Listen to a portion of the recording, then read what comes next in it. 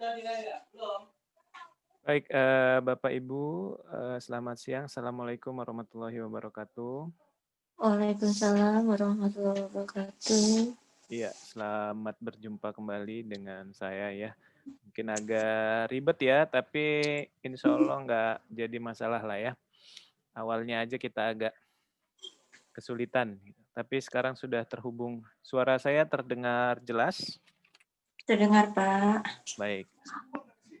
Em, Rekan-rekan semua, secara tidak langsung kemarin Pak Pakih, Pak Dr. Asep juga sudah, mungkin beliau memohon maaf nanti di pertemuan-pertemuan selanjutnya beliau mungkin akan berhalangan atau apa, tapi bahan materi sudah diposting semua ke grup ya. Tapi ya Iya. enggak, insya Allah sih di setiap pertemuan beliau ada insya Allah ya. Baik, kita sebelum kita lanjutkan diskusi kita, ada pertanyaan dari kemarin apa yang sudah didiskusikan atau ada yang apa ya, ada hal-hal yang mengganjal? Silakan.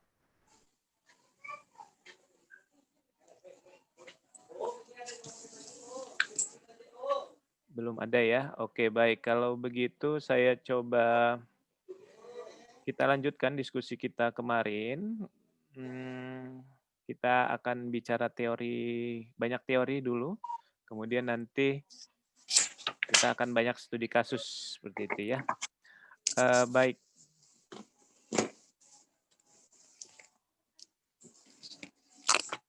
Saya tidak menjadi co-host di sini, jadi mungkin teman-teman bisa mute dulu suaranya, jadi biar tidak buffer nanti. Jadi nanti ketika ada diskusi silahkan dibuka. Baik.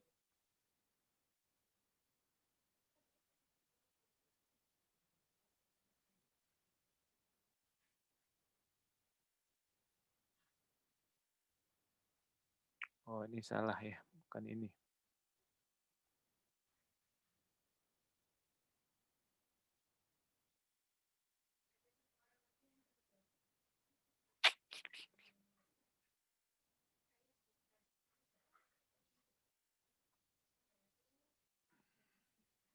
Oke, baik, kemarin kita sampai di sini ya, ada sengketa medik ya.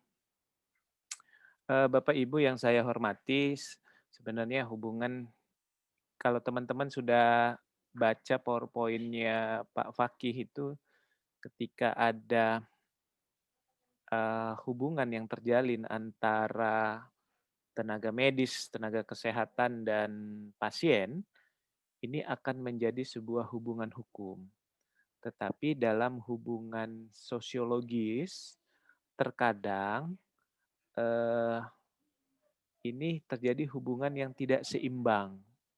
Nah, terkadang kita menggambarkannya seperti timbangan ya, yang berat sebelah gitu. Satunya tinggi, satunya rendah. Nah, dalam hubungan hukum ini tidak terpakai. Nah, jadi kita akan lebih memandangnya seimbang, kedudukan hukum antara pasien dan tenaga medis, tenaga kesehatan.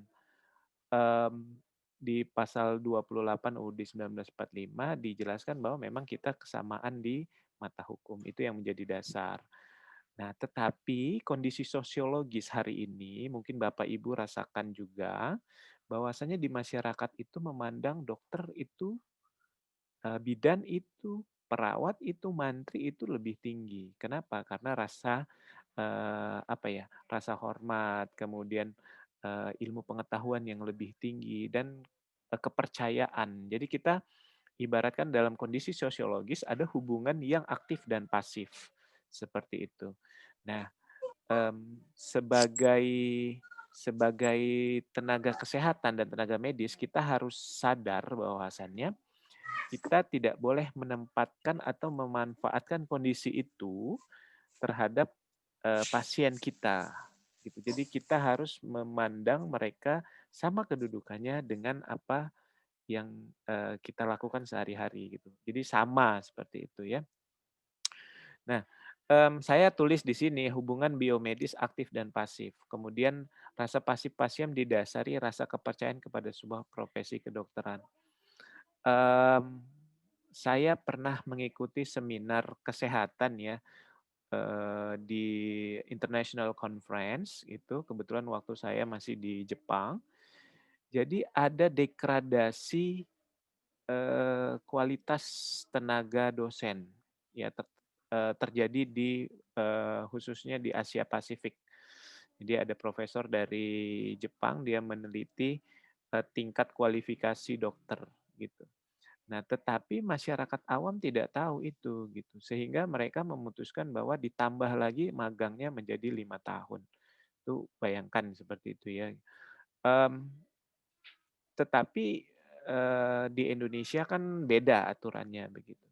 Nah, apalagi kondisi masyarakat kita, eee, 30% masih menengah ke bawah, bahkan tidak tahu apa-apa gitu.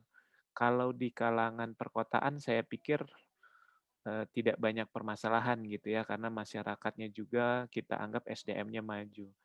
Tapi problem itu muncul ketika di, daerah-daerah terpencil dan kemudian fasilitas kesehatannya minim.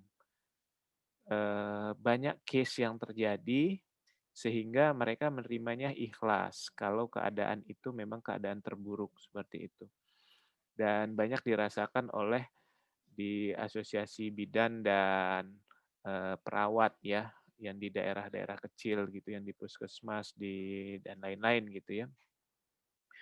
Nah, tetapi kita harus bisa menyosialisasikan bahwasannya menempatkan, pasien sebagai kedudukan yang sama dengan kita, seperti itu. Jadi, tidak perlu sungkan-sungkan dan harus tegas juga ke para pasien bahwasanya kita punya hubungan yang sama gitu ya, punya tingkatan yang sama. Nah, ini, dalam prakteknya, bagaimana hubungan hukum itu terjadi, yang seperti saya bilang adalah, tidak pada umumnya kesepakatan hukum itu terjadi antara pasien dan si dokter atau tenaga kesehatan. Biasanya kan ada tanda tangan, dibaca hak dan kewajiban. Terkadang kita kalau tanda tangan di fasilitas-fasilitas kesehatan tuh kalau dianggap ada resiko di ke depannya gitu, atau dianggap, wah akan terjadi sesuatu gitu loh. Nah, baru kita tanda tangan gitu ya. Tetapi ketika kita hadir, dipanggil nomor antrian kita menghadap, tenaga kesehatan atau tenaga dokter, nah ini sebenarnya sudah terjadi. Nah, ada hubungan terapeutik gitu ya, dianggap sepakat dengan hadirnya pasien dan dokter. Nah, hari ini ada telemedicine gitu. Walaupun telemedicine ini antara dokter dokter umum dan spesialis gitu ya. Apakah terjadi suatu hubungan perjanjian di situ? Walaupun, lokusnya itu 2 tempat gitu ya, berjauhan. Nah, apakah dianggap sepakat dengan hadirnya pasien sama dokter bertemu di dalam suatu tempat? Ya. Undang-undang, kesehatan, undang-undang tenaga medis, tenaga kesehatan, dan lain-lain dalam peraturan menteri juga, di dalam KUHP juga disebutkan bahwa hubungan hukum terjadi ketika ada kesepakatan. Nah, bahwa dengan hadirnya pasien ke tempat praktek, ke fasilitas kesehatan, dan diterima dengan dokter, kemudian terjadinya informed consent, bersama-sama antara pasien dan tenaga medis dan tenaga kesehatan mengadakan, diskusi, itu sudah terjadi hubungan hukum. Nah, masalahnya kadang di persidangan, di mediasi, atau di, eee, penyelesaian sengketa lainnya, ini tidak terbuka. Kenapa? Karena banyak fasilitas kesehatan juga tidak bisa ada alat rekam dan kemudian CCTV dan lain-lain, punya kekurangan akan hal itu. Nah, untuk mengakalinya seperti apa? Nah, sekarang wajib mungkin di asosiasi nanti bisa cerita di asosiasi kedokteran, di asosiasi dokter dan lain-lain, itu harus punya catatan, punya buku atau punya kartu kendali. Nah, itu jadi suatu kewajiban sebagai barang bukti di kemudian hari atau bila ada kesalahan atau terjadi resiko. Nah, jadi rekam medis yang dipunyai itu menjadi dasar sebuah hubungan hukum antara pasien dan dokter, pasien dan bidan dan lain-lain. Nah, jadi kewajiban itu akan muncul berakibat kepada kedua belah pihak berdasarkan undang-undang. Nah, itu prakteknya ya. Jadi bagaimana sih hubungan hukum itu terjadi dengan datangnya pasien, kemudian diterimanya pasien oleh tenaga kesehatan, terjadi hubungan diskusi sehingga menimbulkan informed consent, itu terjadi sebuah hubungan hukum. Dan kemudian dicatatkan dalam sebuah kartu kendali atau buku catatan ya. Kalau ada mau pertanyaan langsung cut ya, langsung silahkan langsung potong saja pembicaraan saya. Nah, 90% medical malpractice yang terjadi di Indonesia itu dua hal sebenarnya ya. Yang pertama ketidakpuasan. Ketidakpuasan ini lebih lebih luas ya, yang langsung dirasakan oleh pasien. Apakah kita pernah mendengar ya ada benang tertinggal di operasi ataupun ada alat alat medis yang tertinggal gitu, ataupun salah potong dan lain-lain ya. Nanti teman-teman cari case-nya gitu ya, baik yang sudah ada putusan pengadilan atau belum. Nah, atau tidak sembuh-sembuh seperti itu, atau salah diagnosa gitu sampai, apa, penderitaan terburuk itu meninggal seperti itu ya. Nah, kemudian hal yang kedua adalah pelanggaran SOP. Nah, pelanggaran SOP ini terjadi, karena banyak atau karena pelanggaran kode etik ataupun tidak sesuai dengan standar operasional. Tetapi hal ini hanya diketahui oleh tenaga-tenaga medis dan tenaga-tenaga kesehatan. Kenapa? Karena masyarakat banyak yang tidak tahu. Jadi ketika ada mediasi misalnya antara pasien dengan pihak rumah sakit, pihak fasilitas kesehatan atau tenaga kesehatan, ini yang cuma dikeluarkan itu hanya hasilnya saja, hasil dari diskusi yang dilakukan oleh atau konfirmasi yang dilakukan oleh asosiasi dan tenaga medisnya. Jadi langkah-langkahnya itu jarang sekali bisa diketahui oleh masyarakat. Sehingga kadangkala ketika mediasi itu dilakukan, SOP ini jarang dikemukakan oleh dokter ataupun bidan ataupun tenaga kesehatan. Nah, saya memang baru sekali ya mengikuti mediasi. Tetapi terlihat di situ ketika kita tanya, sebenarnya standar operasionalnya itu seperti apa ya gitu. Nah, untuk menjelaskannya itu pun sangat sulit gitu loh. Nah, sampai kasus ini dibawa ke pengadilan seperti itu ya, baru di pengadilan tuh terbuka gitu karena ada perintah secara hukum baik dari kepolisian, kejaksaan dan hakim. Nah, terkadang kala pun jadi masyarakat ini ketika ada kasus, jadi merasa tidak puas dengan penjelasan yang dilakukan oleh pihak pihak rumah sakit atau pihak fasilitas kesehatan. Sehingga pihak rumah sakit hanya satu pertanyaannya, kalau memang bertahan mereka akan lanjutkan, tetapi tujuan utamanya adalah sebagian besar adalah ganti rugi ya. Saya harus bilang ganti rugi. Walaupun memang sudah banyak yang mediasi yang dilakukan juga karena ketidakpuasan tetapi dijelaskan oleh pihak rumah sakit clear, selesai seperti itu. Jadi tidak berlanjut. Nah, saya bagi 3 teman-teman. Kita karena teman-teman kuliah sampai ada jam 1 ya oleh sama Dokter Asep ya. Baik, kita sampai 12.15 ya. Nah, penyelesaian sengketa medik kita bagi 3. Yang pertama ada etik, hukum, dan mediasi. Nah, tapi langkah yang paling pertama diambil ketika ada permasalahan, yaitu kita pasti mediasi. Nah, arbitrasi sama mediasi ini beda ya, jangan teman-teman samakan. Tetapi hal yang pertama yang diambil oleh kedua belah pihak adalah mediasi. Nah, kalau arti mediasi itu cuma dua pihak, antara si dokter atau diwakili dengan rumah sakit atau puskes ataupun yang bertanggung jawab dengan pasien atau keluarga pasien atau kuasanya. Mediasi dulu nih dua pihak. Kalau tidak ketemu mediasi, negosiasi ya. Dua belah pihak ini negosiasi. Kalau tidak ketemu baru dia melangkah ke mediasi. Pihak ketiga, melibatkan pihak ketiga. Biasanya yang menjadi mediator itu adalah asosiasi. Nah, asosiasi tenaga kesehatan, tenaga medis ini yang menjadi mediatornya.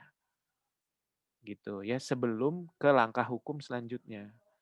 Kalau mediatornya tidak menemukan kesepakatan, kedua belah pihak deadlock, status quo, nah jadi langkah yang ketiga adalah langkah hukum. Nah, yang perlu teman-teman pahami, etika ini menjadi penyelesaian sengketa tersendiri. Kenapa? Karena ini tidak melibatkan masyarakat atau pasiennya. Etika ini khusus antara dokter atau tenaga kesehatan dengan asosiasinya, gitu ya. Nah, itu yang saya bilang kadang-kadang ini tidak keluar di dalam mediasi ataupun, negosiasi. Keluarnya di mana? Di pengadilan, ditanya sama pak hakimnya, "SOP-nya gimana?" Nah, biasanya ada dokter dari yang dokter rumah sakit atau dokter yang, eee, satu instansi ya, kemudian ada dokter sebagai, sebagai saksi pembanding atau saksi, ahli pembanding itu dari maksud saya dari anggota yang lain, seperti itu. Nah, sampai sini clear nggak teman-teman antara negosiasi, mediasi, kemudian etika? Nah, saya lanjut dulu ya. Kemudian kalau masalah ini muncul sampai ke permasalahan hukum, maksud saya masuk ke polisi, kemudian ke kejaksaan, sampai ke pengadilan. Nah, ini menjadi permasalahan hukum. Nah, jadi kita harus harus bedakan antara litigasi dan non litigasi. Kalau litigasi itu secara hukum, kalau non litigasi itu di luar hukum. Nah, yang di luar hukum itu apa tadi? Ada negosiasi, mediasi, dan arbitrase. Nah, itu di luar pengadilan. Nah, tetapi kalau sudah masuk ke hukum, masuk ke polisian, kejaksaan dan pengadilan, itu namanya litigasi. Ya. Nah, jadi teman-teman harus paham itu.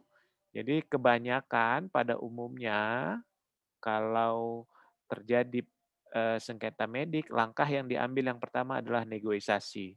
Kemudian mediasi dengan pihak ketiga. Pihak ketiga biasanya asosiasi. Nah, atau langsung ditengahi oleh rumah sakitnya ataupun, fasilitas kesehatannya gitu ya. Nah, kemudian kalau tidak berhasil arbitrase. Arbitrase ini lembaga arbitrase, di Indonesia namanya Badan Arbitrase Nasional Indonesia. Nah, kemudian kalau tidak ketemu juga kita masuk ke hukum. Gitu ya Bapak Ibu ya. Baik, di hukum ini, saya bagi 3 ya, ada perdata, pidana, dan pelindungan konsumen. Saya pikir begini Bapak Ibu, terlepas itu apakah perdata, pidana, perlindungan konsumen, kita harus bisa melihat pasal apa yang dikenakan. Seperti itu ya. Hampir 70% sengketa medis adalah sengketa pidana, seperti itu. Nah, walaupun kalau sudah selesai di, media negosiasi atau mediasi, saya yakin tidak berlanjut ke pidana gitu. Tapi kalau, eee, kepolisian melihat ini adalah sebuah sebuah pidana yang, besar seperti itu ya, saya pikir karena Undang-Undang Kesehatan dan Undang-Undang, Tenaga Kesehatan ini merupakan delik umum, nah jadi, harus hati-hati juga karena, delik pidana itu bisa dikenakan antara lalai dan, eee, lupa gitu ya. Artinya lalai gitu ya dengan sengaja, mmm, kita sudah tahu bahwasannya SOP yang sebenarnya seperti itu, tapi kita pakai jalan pintas. Nah, kelalaian ini dalam, kitab Undang-Undang Hukum Pidana diatur bahwasannya, eee, proses yang dilakukan oleh tenaga medis ini tidak sesuai, seperti itu. Nah, jadi wajib hukumnya kepolisian untuk mengambil tindakan, seperti itu. Walaupun, jalan perdata, artinya jalan ganti rugi itu sudah dilakukan oleh pihak rumah sakit dan lain-lain. Kenapa? Karena dalam hukum administrasi negara, kalau sebuah rumah sakit itu kerap melakukan tindakan, jadi dalam asosiasi rumah sakit pun bisa dikenakan sanksi administratif.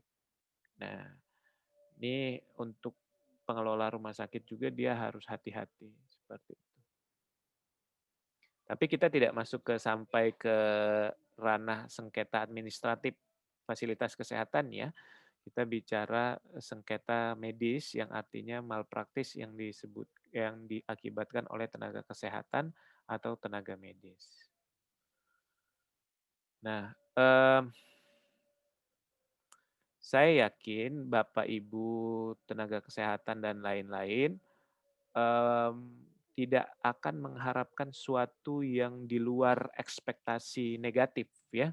Artinya, eee, resiko medis itu tidak apa ya, tidak ingin diharapkan gitu loh, tidak ingin terjadi seperti itu. Nah, tetapi ini menjadi resiko buat kita bersama bahwasannya untuk pasien dan untuk dokter, untuk tenaga kesehatan. Kenapa? Karena memang ada resiko yang akan ditimbulkan. Nah, resiko-resiko inilah yang harus disampaikan secara terbuka kepada, pasien. Nah, tetapi jangan khawatir Bapak Ibu, jangan pula ada ketakutan karena di tahun yang lalu ada, dokter yang tanya juga, "Berarti kita serba salah dong, Pak. Kenapa?"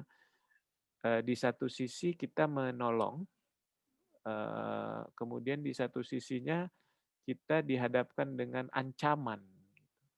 Nah, tapi, jawaban saya kurang lebih begini, kita punya kualifikasi, artinya kita punya kemampuan, terlegalisasi, tersertifikasi sebagai tenaga kesehatan.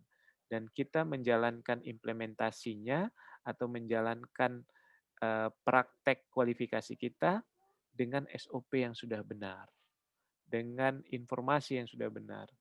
Jadi tidak usah khawatir selama kita berpegang pada SOP itu jadi nggak ada masalah saya pikir, seperti itu. Ketidakpuasan itu adalah konsekuensi logis bagi orang-orang yang merasa, "Loh saya kan berobat gitu loh ke orang pintar, ke dokter, ke bidan dan lain-lain, kok kenapa saya nggak dapat hal yang baik?" Seperti itu. Kita kan tidak tahu kondisi, apa ya, kondisi sosiologis mereka seperti itu. Tapi yang kita jelaskan adalah kondisi yang mereka alami pada hari ini dan yang akan datang ketika sudah terjadi sebuah proses medis, gitu. Nah, jadi hubungan ini menciptakan ketika ada sengketa harus ada pembuktian bagi para pihak. Tapi teman-teman, saya pikir kondisi ini saya yakin teman-teman sudah paham. Ada resiko di kemudian hari seperti itu apabila kita menjalani ini. Gitu. Tapi bukan suatu yang harus ditakuti seperti itu ya. Nah, saya pikir itu ya penjelasan saya hari ini. Mungkin rekan-rekan saya harap ada sudut pandang lain ya, karena saya tidak berkenaan langsung dengan praktek dan minim sekali karena ada jargon yang bilang kalau dosen itu tahu teori aja gitu. Kalau praktisi tahu praktek tapi terkadang-kadang buta teori gitu. Nah, tapi Bapak Ibu karena Bapak Ibu ini profesi ya, saya pikir antara teori dan praktek Bapak Ibu lebih paham. Nah, jadi mohon sharing-nya, opininya, ataupun sudut pandang lain yang bisa kita share untuk kita diskusikan. Silakan Bapak Ibu jika ada pertanyaan atau hal-hal yang ingin didiskusikan.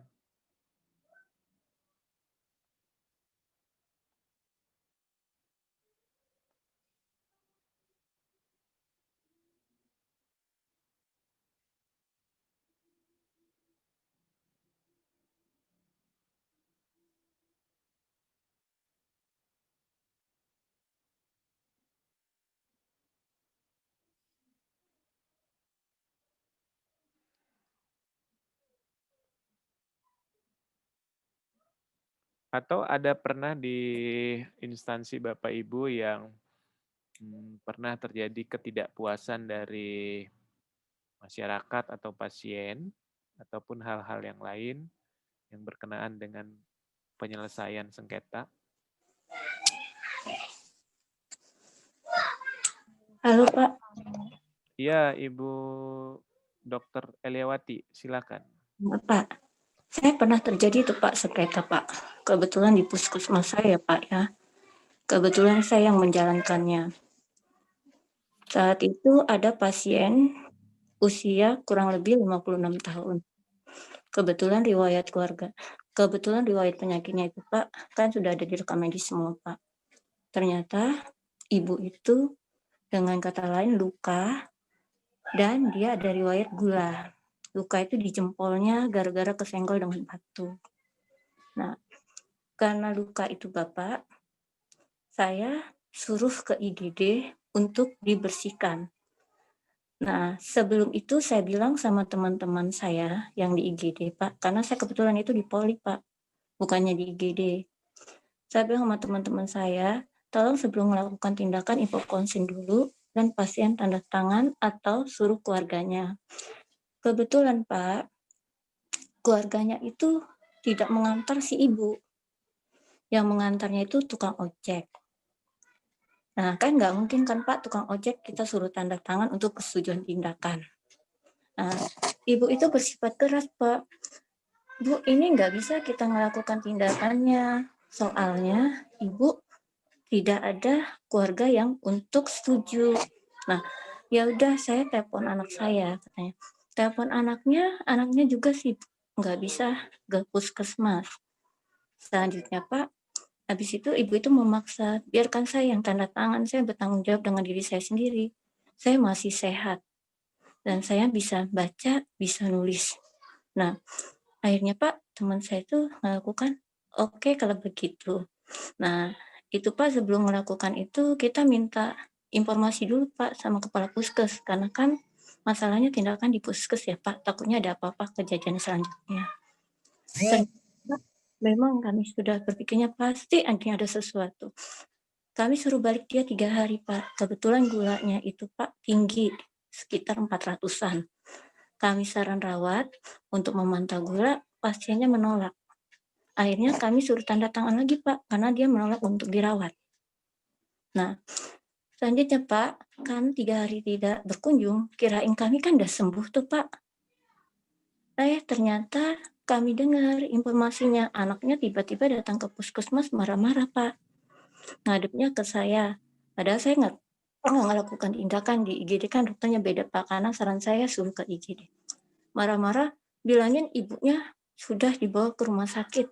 Kebetulan itu dia dirujuknya sama keluarganya ke rumah sakit Batu Raja. Saya bingung, Pak. Kenapa gara-gara luka kecil kami suruh dengan kata lain harus balik kembali, dia tidak balik, ternyata harus dibawa ke rumah sakit. Dia bilang, "Berat, nambah berat penyakitnya." Saya berpikir gini, Pak, karena pasien itu biasa di puskesmas ya, Pak, ya, dari rekam mediknya juga, dan kebetulan saya yang sering ngobatin si ibu, memang komplikasinya banyak si pasien itu, Pak. Terutama dia ada riwayat stroke-nya dia ada, darah tingginya dia ada. Terus pada pemeriksaan ginjal dari hasil lab-nya juga pernah saya rujuk ke rumah sakit ya Bapak, karena saya lihat ini itu memang ada. Kenapa gara-gara luka segitu bisa, sedangkan gulanya terkontrol Pak di rumah sakit.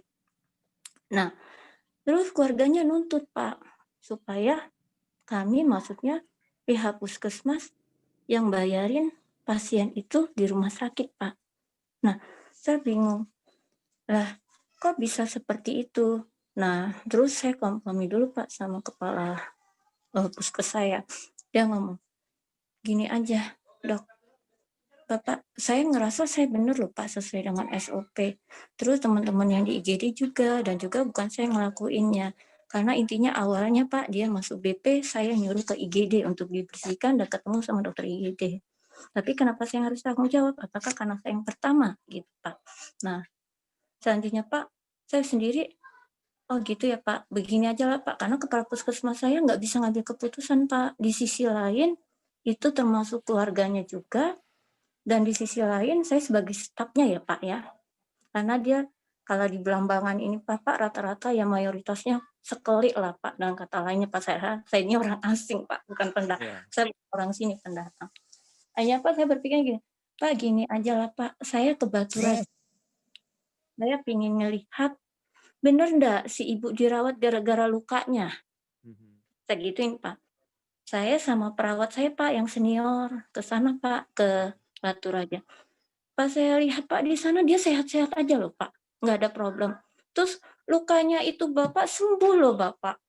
Kata saya kesalahannya gimana? Kok anaknya bisa nuntut untuk supaya kita dengan kata lain harus ngebayar uang ininya loh Pak, biaya pengobatannya di sana. Tapi lukanya itu udah sembuh Pak. Saya sampai ketemu sama dokter bedah, saya nanya, "Dok, apakah infeksi dari lukanya, Dok, sampai dia dirawat?" Kan saya bertanya seperti itu kan Pak sama dia gara-gara dia punya bola. Terus dokter bedahnya bilang, "Enggak, Dek, itu bukan dari itu. Memang dia punya penyakit lain. Pas dia ke sini ini posisinya sesak." Berarti kan Pak intinya bukan itu. Nah, akhirnya Pak ngobrol-ngobrol sama keluarganya, Pak, kalau keluarga lainnya sih nggak nuntut dianya untuk kami bertanggung jawab dari hal segi pembayaran apa-apa. Nah, tapi si anak ini Bapak penasaran bener, Pak. Kami udah balik, Pak, karena kami niat kami kan sudah baik ke sana ya, Bapak. Kami pulang. Dia ngadep kapus lagi, Pak. Ngadep kapus ngomongnya yang aneh-aneh lagi. Terus saya pantang, Pak. Kalau nggak ini silahkan kamu rapor, saya tanggung jawab. Saya gituin, Pak. Karena menurut saya bener loh, Pak. Apa yang saya lakukan, SOP sudah saya lakukan, izin praktek saya sudah ada, semuanya sudah ada. Terus niat baik kami kepada pasien juga sudah kami lakukan ya, Pak. Ya. Nah, dari situ Bapak, karena saya tantang seperti itu, Bapak, tidak ada kabar beritanya lagi, Bapak. Suatu saat, Pak, anaknya yang sakit, Bapak, ke puskesmas. Dengan malu-malu hati, Bapak, dia, Ya. Bapak, ini kesempatan. Tuh, Pak, itu kisah saya, Pak. Dari situ saya berpikir, itu rupanya, Pak, ada orang ketiga, gitu loh, Pak. Ya. Baik, terima kasih Bu Dr. Eliwati. Ya, mungkin cerita ini kerap terjadi ya di mungkin kabupaten kota ya Bu ya. Eh, Iya, jadi begini, kondisi sosiologis kita tidak bisa pungkiri itu Ibu. Artinya eh, ketidakpuasan yang didapat oleh keluarga, ketidaktahuan, kemudian rasa penasaran, kemudian ada orang lain yang mungkin memang mengompori supaya tujuannya satu mungkin Ibu ya, artinya ganti rugi seperti itu ya kalau saya bisa ambil kesimpulan. Gimana sih bisa dibayarin gitu loh. Mereka menganggap ini adalah sebuah kesalahan gitu. Nah, tapi saya pikir begini, Bu. yang kita harus pahami adalah kita yang punya SDM yang lebih tinggi harus paham kondisi psikologis masyarakat kita, gitu. Artinya mereka itu mungkin seperti saya tidak tahu, tidak mengerti bagaimana SOP-nya, bagaimana langkahnya, bagaimana caranya. Nah, mungkin hal yang pertama ya kita jelaskan dengan sejelas-jelasnya seperti itu. Karena memang mereka seperti saya di luar tenaga kesehatan gitu, menganggap Bapak Ibu sekalian itu punya kualifikasi yang baik. Seperti itu, rasa pengetahuan yang bagus gitu sehingga harapan besar itu ada di Bapak Ibu gitu. Pokoknya kalau nggak ke Bapak Ibu atau nggak ke dokter atau nggak ke bidan atau ke mantri dan lain-lain, kok rasanya kurang gitu. Nah, jadi harapan besar itu yang memang kemudian dilakukan oleh masyarakat. Nah, terkadang orang-orang yang tidak bertanggung jawab, mungkin saya bisa ambil kesimpulan seperti itu ya, Bu Eliawati ya. Iya. Rasa tidak bertanggung jawab itu yang memang langsung mendasari untuk melakukan hal-hal di luar apa ya? Di luar hukum seperti itu. Saya pikir begini, yang Ibu Eliawati harus pahami apakah memang langkah itu sudah sesuai dengan SOP.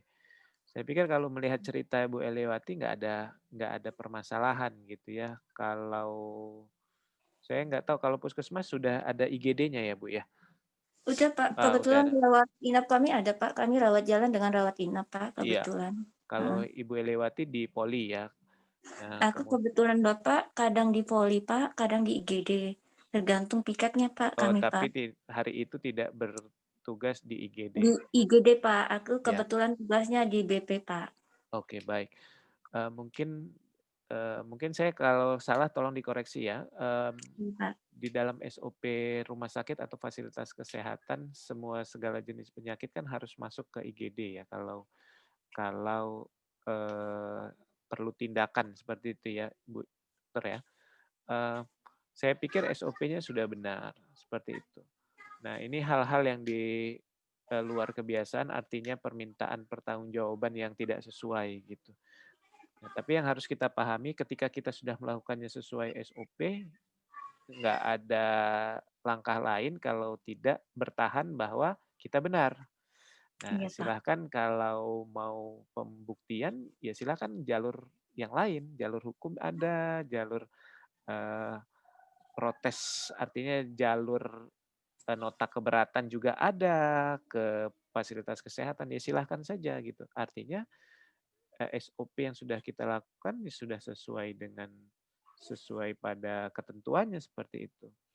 Jadi ya nggak perlu takut Bu, gitu. Heeh. Walaupun kondisi sosiologisnya semua sekali dan lain-lain gitu. Tapi kita bertahan artinya kita berpegang teguh pada peraturan perundang-undangan yang ada.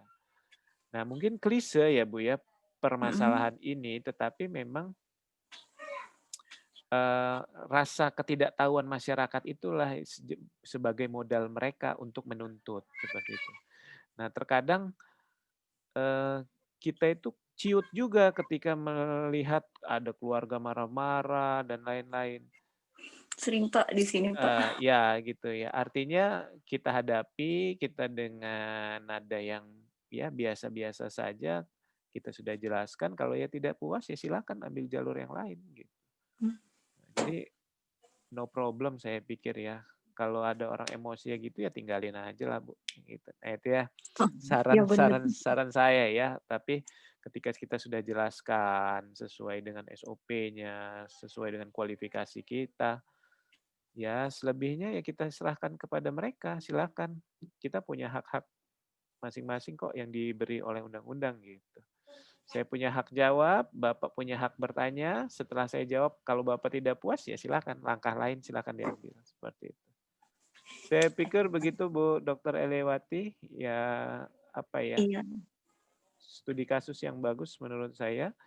Saya yakin tuh banyak terjadi di rumah sakit dan banyak juga pasien yang saya pikir banyak yang menerima ketika memang sudah tahu bahwa prosedurnya seperti ini, SOP-nya. Bahkan kita pernah ditunjukkan langkah atau SOP ketika ada orang yang datang dalam keadaan seperti apa. Kemudian yang setelah dilakukan memang kondisinya memburuk, kemudian dirujuk dan lain-lain. Dan banyak juga orang yang menerima. Saya pikir nggak ada masalah. Untuk orang yang mengerti nggak ada masalah. Nah, terjadinya malpraktis mungkin karena ketidakpuasan. Nah, seperti itu. Ketidakpuasan tuh banyak hal ya, Ibu ya, banyak. Termasuk SOP juga yang tidak bisa dijelaskan dengan baik oleh para tenaga medis juga bisa. Seperti itu. Saya pikir itu Bu Dr. Elewati. Yang lain, silakan. Makasih Pak penjelasannya Pak.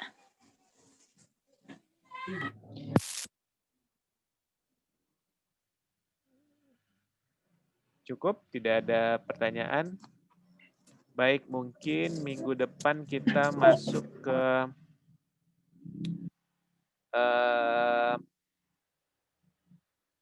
nah, tapi saya pikir begini ya, rekan-rekan. Mungkin minggu ini tolong dicari kasus yang kira-kira signifikan dalam perkembangan hukum kesehatan, baik yang sudah diputuskan oleh pengadilan, nyarinya di mahkamaagung.go.id, putusan tentang sengketa kesehatan, atau kasus-kasus lain yang Bapak Ibu pernah alami juga tidak apa-apa, yang kira-kira mempengaruhi aturan organisasi, aturan asosiasi, ataupun rezim kesehatan di Indonesia. Nah, silakan dicari tugas untuk minggu ini di sela-sela kesibukan Bapak Ibu. Minggu depan insya Allah kita diskusikan di jam yang sama. Saya pikir itu ya Bapak Ibu ya. Mohon maaf kalau ada kesalahan. Saya pikir cukup ya Bapak Ibu, ada tambahan? Tidak ada, cukup ya, baik. Saya pikir itu. Pak Rio ada tambahan? Ya, mohon izin Pak melaporkan. Ya, silakan. Ibu Mary tadi sudah coba berapa kali masuk ke Zoom, cuman nggak bisa masuk Pak. Tadi mengabarkan itu aja Pak. Oh gitu, mungkin ya. Mungkin di ruang utama ya, nggak ada yang jaga mungkin hostnya. Sudah 30 menit dicoba nggak masuk-masuk Pak. Menyampaikan pesan aja Pak. Baik Pak, terima kasih banyak Pak Bayu. Iya, saya coba nanti saya upload di YouTube ya Bapak Ibu ya. Nanti saya share di Vclass sehingga diskusi kita bisa diikuti oleh teman-teman semua. Saya pikir itu ya Bapak Ibu, terima kasih. Saya akhiri, billahi taufiq wal hidayah. Wassalamualaikum warahmatullahi wabarakatuh. Waalaikumsalam warahmatullahi wabarakatuh. Terima kasih Pak Bayu. Ya, sama-sama. Terima kasih Pak Bayu. Terima kasih Pak Bayu.